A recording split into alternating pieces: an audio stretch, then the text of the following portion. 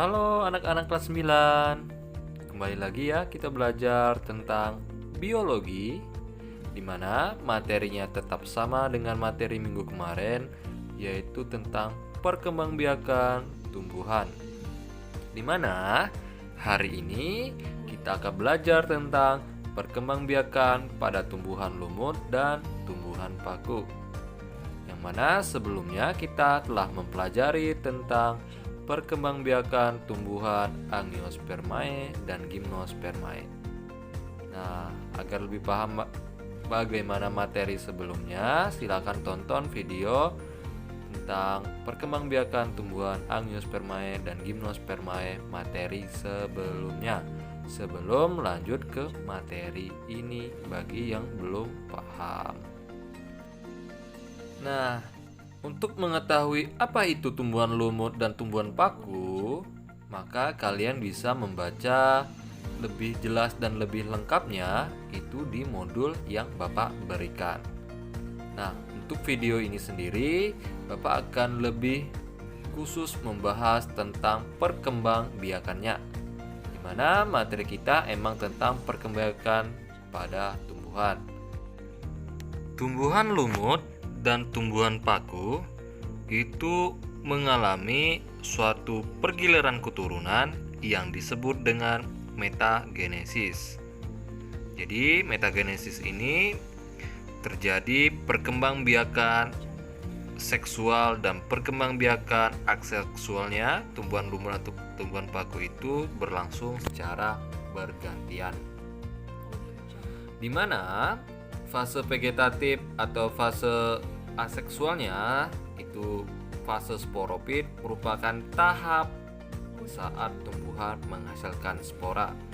Sedangkan fase generatif atau fase seksual yang disebut dengan fase gametofit itu merupakan tahap saat tumbuhan menghasilkan gamet.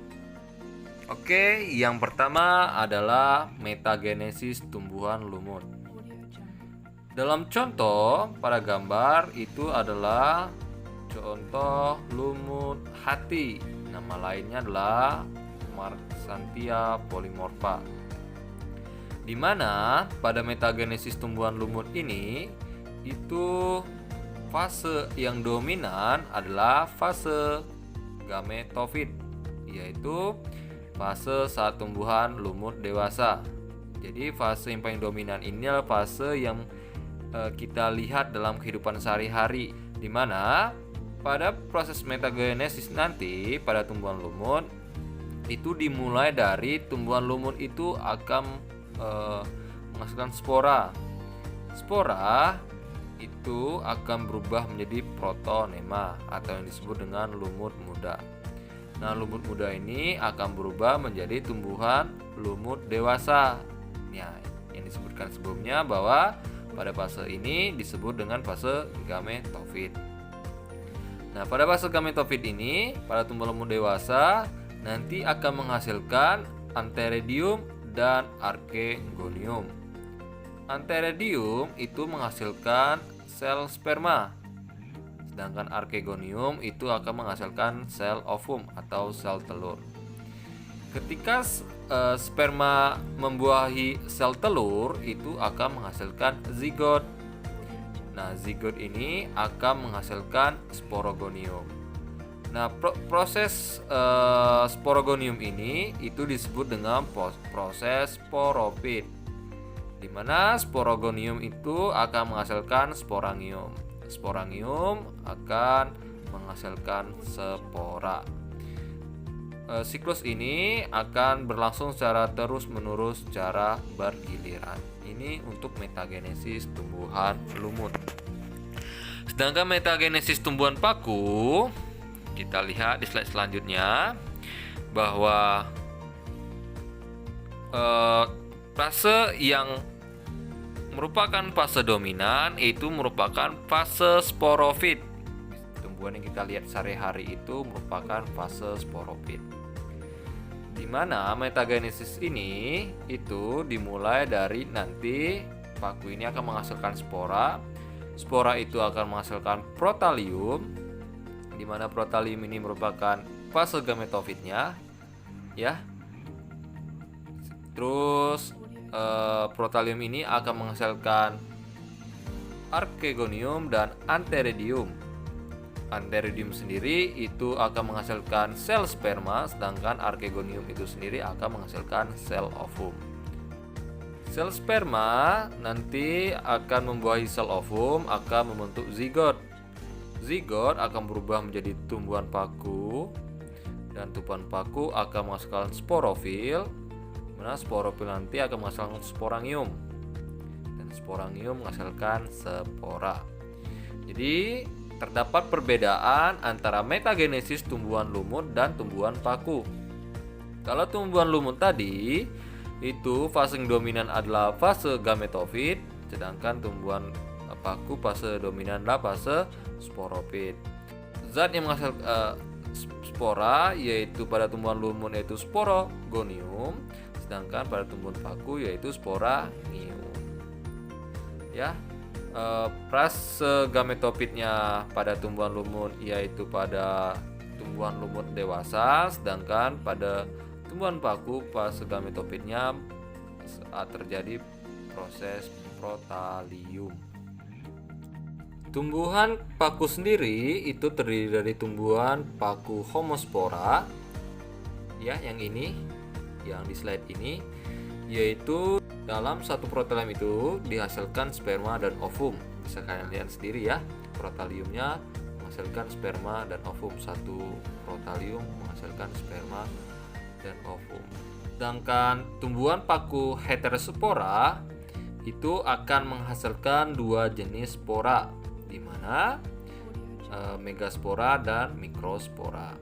Megaspora atau makrospora itu menjadi protalium betina, di mana akan menghasilkan ovum. Sedangkan mikrospora itu akan menghasilkan sel sperma. Jadi bisa kalian bedakan ya antara metagenesis tumbuhan paku homospora, di mana menghasilkan satu spora.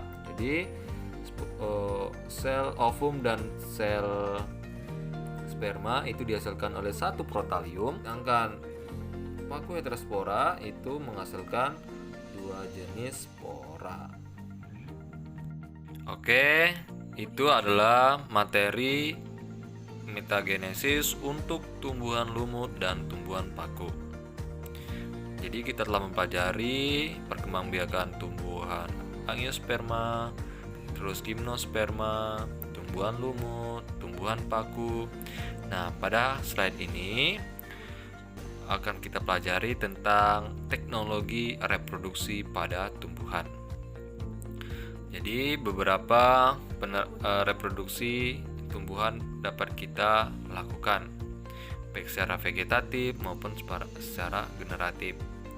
Nah, contohnya itu adalah hidroponik, di mana hidroponik ini merupakan metode budidaya tanaman menggunakan air, di mana tanaman akan menyerap nutrisi yang terlarut dalam air untuk tumbuh. Hidroponik ini sendiri sekarang telah ada di sekolah. Jadi kalau kalian udah masuk nanti kalian bisa lihat hidroponik ini, tumbuhan hidroponik ini bagaimana cara budidayanya akan kita pelajari nanti. Akan Bapak sampaikan ketika kalian udah masuk ke sekolah. Ya, kita tunggu nanti bagi yang penasaran.